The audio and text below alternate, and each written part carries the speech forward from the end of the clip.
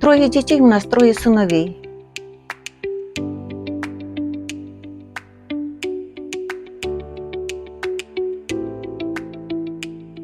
Никто его не вызывал, никто не принуждал, чтобы туда. Он вот сам захотел, просто поехал вот страну защищать. Трижды ранен был. Первый раз в Херсоне, на Днепре, второй раз в Луганске, третий раз вот в Донецке. И все еще вот в госпиталях.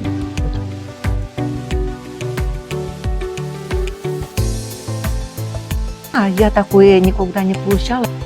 Вчера чуть-чуть начала успокоиться. И вот дела. Гордитесь ли вы своей страной? И да,